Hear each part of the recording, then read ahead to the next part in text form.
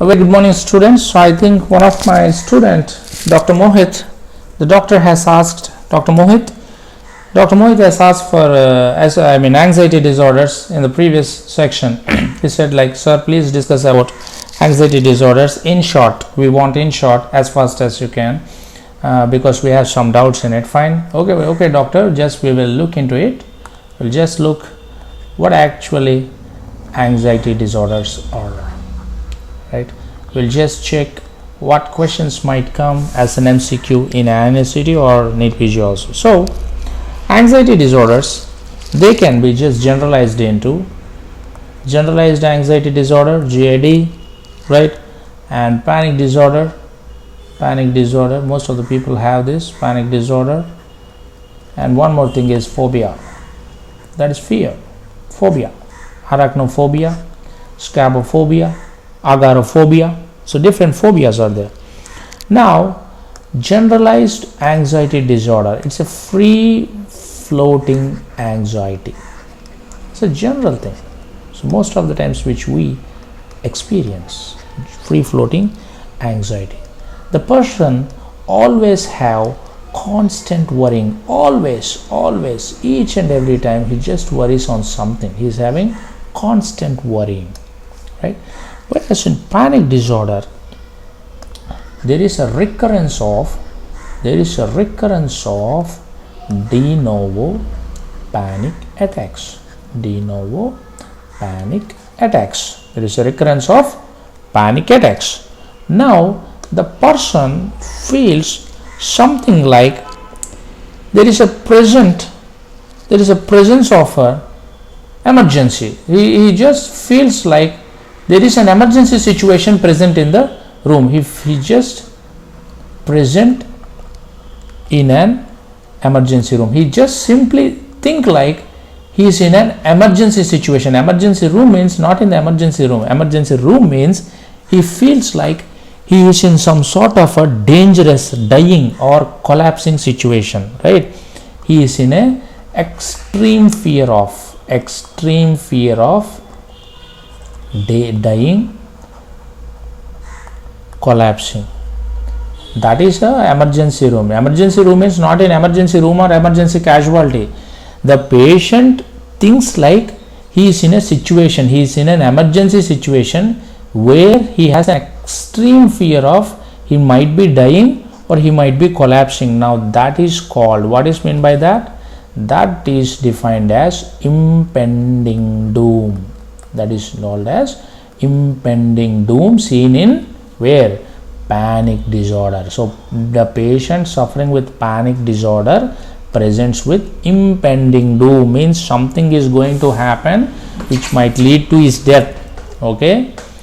Now if you come to phobia generally can be defined in two types. One is generalized phobia. Generalized phobia means something which deals with social anxiety as well, social phobia, social anxiety and social phobia. So one is generalized and another one is specific phobia. What is meant by specific phobia? Phobia related to environment, objects, animals, birds, etc. For example, phobia to blood, phobia to injection, phobia to animals, phobia regarding objects in nature, environment. So different. For example, agoraphobia. Next, you just say it like arachnophobia. Arachnophobia means phobia towards, fear towards spiders. He is fear of spiders. Next, natural environment, situation, others, etc. All sort of these comes under specific phobia.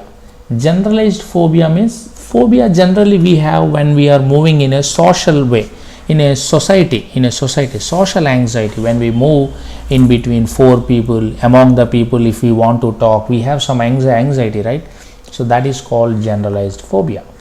Now this is called specific phobia. Specific phobia means something which is fear of blood, injections, animals, different objects in the nature, everything that comes under those things. Now if we talk about the treatment of these anxiety disorders, what is the treatment of these anxiety disorders? First of all, what is the pharmacotherapy or the drugs we use for these disorders, right? Always first go for low dose SSRI. Let's go for low dose SSRIs, followed by, you can also give benzodiazepines, but always be cautious while using benzodiazepines, remember, okay? Always be cautious, okay? Now we can do one more thing like buspirone, right? What is a buspirone actually? Do anyone know? This drug is one of the favorites. Examiner's favorite question is 5-HT1A agonist. I think it's a partial agonist. It's not a complete agonist. It's a partial agonist. Then it also acts like an anxiolytic. It also acts as a anxiolytic, and no sedation or additive effect it has. It has no sedation or additive effect. So you can happily give buspirone, but you give other drugs, they have either sedative effect, that is CNS side effect, or they might have addictive effect, means the patient may lead to abuse of the drug. So a buspirone is a safe drug. It's a 5-HT1A partial agonist, anxiolytic, and it has no sedative or addictive drug. It's an addictive effect. Now if we come to behavioral therapy or psychiatric therapy, what you will do? Behavioral therapy, what you will do? Behavioral therapy.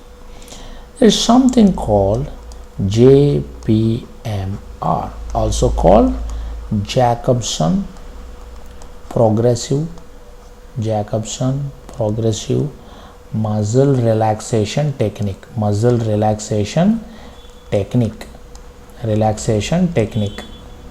that is called JPMR, right? Now one more thing called MBSRT. What is MBSRT? Mindfulness based stress reduction technique.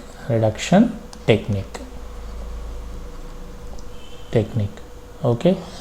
Now there is one more thing that you should remember, that is a simple thing but very effective: deep breathing. Most of the times, most of the psychiatrists, they just advise this technique to so many patients who are suffering with these anxiety problems. Now if you ask me what is done specifically for phobia, what behavioral therapy we will advise? There's something called flooding. What is meant by flooding? Flooding is nothing but, see, if you do bath, I will tell in simple words, if you do bath, with how much water you will do bath? With either 1 bucket of water or 2 buckets of water. But if a flood comes